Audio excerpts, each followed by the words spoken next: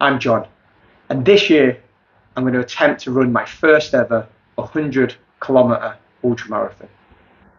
I'm going to look to do this at Endure 24. Endure 24, some might say, is just running around the park. Well, basically, it's Endure 24 in Leeds, and it's 8-kilometer loops, and you've got 24 hours, and you run as many loops as you can. So I'm doing it solo, and my target is going to be to run at least 100 kilometers. Obviously, if I can run further than that over those 24 hours, amazing. And I'm going to do this to try and raise as much money as we can for charity. Over the last sort of 5-6 years or so at JW Fitness, we've raised around about 30 grand or so for charity. And that's food shops. We've done it for Birch's School. We did it for bone cancer research as well on behalf of Jude. And we've always done it with like 24-hour events and big events. So basically this year is no different, except for this year is going to be a solo event. So I'm doing this one on my own. And it is our first one where we're not doing it within our gym. So why Endure 24? Well, Endure 24 I've been looking at for probably the last 2 years or so. I've been getting into running for the last couple of years. It's been a little bit plagued with some calf issues that I feel like I've gotten to the bottom of now, and we're kind of over, which is good. But I was getting like lots of issues, so I kept looking at Endure 24 and thinking I really want to give it a go. But obviously, it's such a big task to undertake. I don't really want to be undertaking that with niggles and injuries. And so over the last sort of year or so, I've managed to get into my running a lot more, have less time injured, less problems with the calves, and therefore made the decision to put myself in for Endure 24. I finished my first ultramarathon last year, so I only completed my first marathon last year, which was April of 25, which was Manchester Marathon, which I completed in around about 4 hours 43, 4 hours 44 minutes. So not the fastest, but got it done. And then in the September, then I completed my first 54-kilometer ultramarathon, which was Ladybower Reservoir, which was an amazing event, amazing scenery. But wow, that was really eye-opening, especially for time on the legs. So I know to complete Endure 24, to keep running over that 24-hour period, although I don't think the elevation is going to be anywhere near as bad as what it was at Ladybower, I need to keep putting that work in. And so I also like the format of Endure 24 because you've got the 8-kilometer loops. So my initial plan at this moment in time is going to be to go and tackle those loops try and do one loop or 8 kilometers every sort of 90 minutes or so. And then basically as I get a bit more tired, that might start to drop off. However, close to the time, I might change that. Why 100 kilometers? I kind of picked 100 kilometers because if I was to do one loop every 2 hours, that gives me 96 kilometers, and then I just need to find the other 4 kilometers within that 24-hour period. It's also a nice round number. It's a big number as well, that 100-kilometer mark. I think from 100 kilometers, then the next big or the next major marker is 100 miles, but that's another 60 kilometers on top of it. So 100 kilometers is just a good distance to go to. And before we actually get to that, so that's July the 4th, before we actually get to that, I am doing Manchester to Liverpool on April the 3rd, which is a 50-mile or 80 kilometres. And then I've got 2 weeks later, I've got the Manchester Marathon again. My target for the Manchester Marathon, even though it's only 2 weeks after the 50-miler, quite frankly, I have no idea how I'm going to feel. Don't know what that recovery period is going to be like or anything along those lines. But my goal is to knock 30 minutes off my time from last time, so around 4 hours 15. However, at the moment, the way training's going, it might even be better than that, which is amazing. When we were putting this together, Mel, my trusty employee, she popped together some questions for me. And one of those questions that I thought, I'm not going to be able to answer that because I don't think it really applies to me, is what scares you about doing it? And if I'm honest, like, there's nothing about the event in itself that scares me about doing it. And the reason why I say that is because I do these kind of things for me. They're my goals, they're my challenges. If for some reason I can't complete it, that doesn't make me feel bad. It just means that I've got to go back to the drawing board, reassess, replan, and basically get back to putting the work in again. So, and I'm not really bothered about what people think. So, you know, if you don't achieve something, most people, especially most good people, are going to support you in that anyway. They're not going to be like, oh, I knew you wouldn't be able to do it. So ultimately, I'm not really worried. I'm not really scared about taking part in the event. But then I was having a conversation with one of my members, Simon, the other day, and he made a really, really good point. So he does downhill, he does mountain biking, downhill biking. He made a really good point that I'd not thought about, but is absolutely true. And that is that the scariest bit is not being able to get to the start line.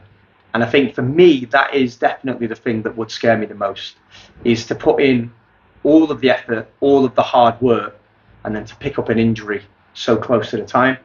And obviously, whenever you're going to do something extreme, you're always at a potential risk of injury. So it's just something that we need to manage with recovery and volume and all of those things. Anybody who's completed an ultramarathon or done any bits of training or competed in anything will understand.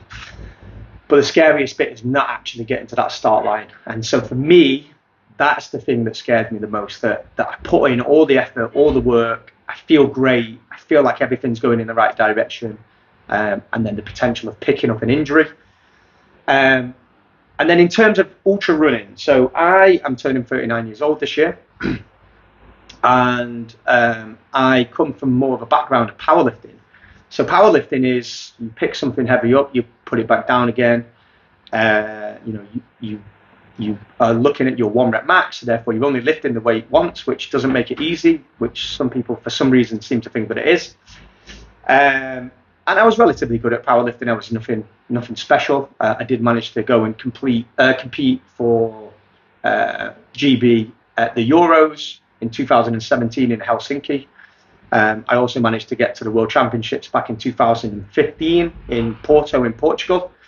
All amazing events, and I absolutely loved competing in powerlifting, and strength sports were really my thing. The thought of running and endurance and going for long distances over 10, 15, 20 hours just really wasn't my thing. And then over the last few years, that's completely changed, and as much as I absolutely love powerlifting and I love competition, I just fell out of love with the training. It battered my body, which is a strange thing to say now that I go into ultra marathons, because ultra marathons are also going to batter the body a little bit, but in a very different way.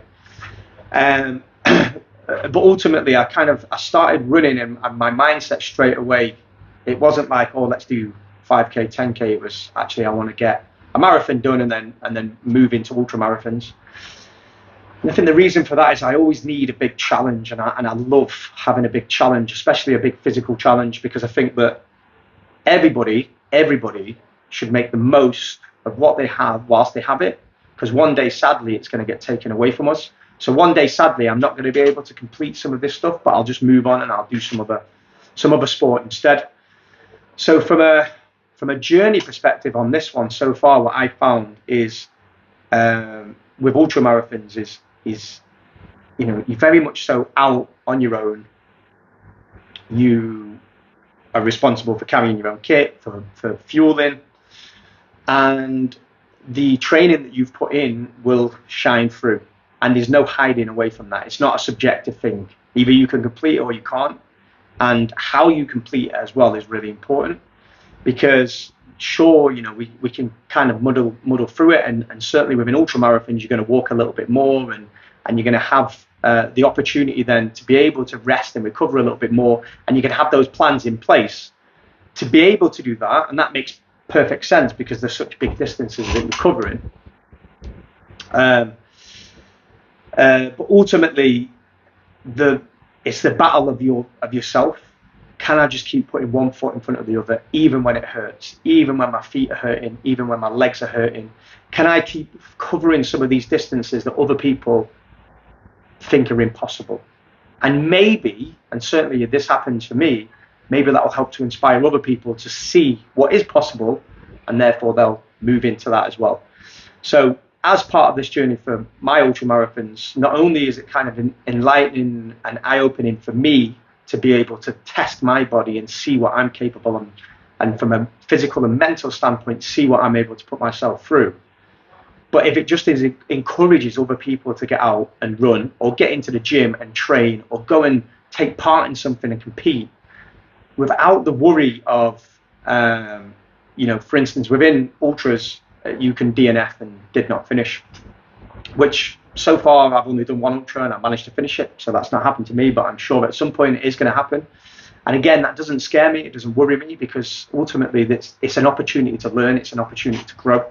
And if I don't prepare adequately enough for something, or I end up getting unlucky on the day and I slip and fall, or I get an injury or something, then it's just back to the drawing board and back to go again. So for me, from a journey perspective, this is all about kind of, I guess, learning a little bit more about myself, learning more about my own body, about what I am capable of, about what I'm willing to put myself through. And then if I can inspire people to get into training as well, then that's amazing. The other thing for this as well is that obviously for Endure 24, we're going to look to raise as much money as we can for charity. There'll be more information coming out on that shortly with regards to what charity we're going to support, but it'll be a local one to Urmston or the Trafford area, because that's what we always look to try and do, and we always try and look to support local. And yeah, the goal then is going to be to raise as much money as possible. So when Endure 24 does come around, we are going to look to film as much as that as possible. And if you want to know more and you would like to keep up with the journey and see what my training's like, nutrition's like, recovery is like, my day-to-day life, all of those bits in the run up to 100 kilometers, then by all means, subscribe, give us a follow on our social media links, and come along on the journey with us.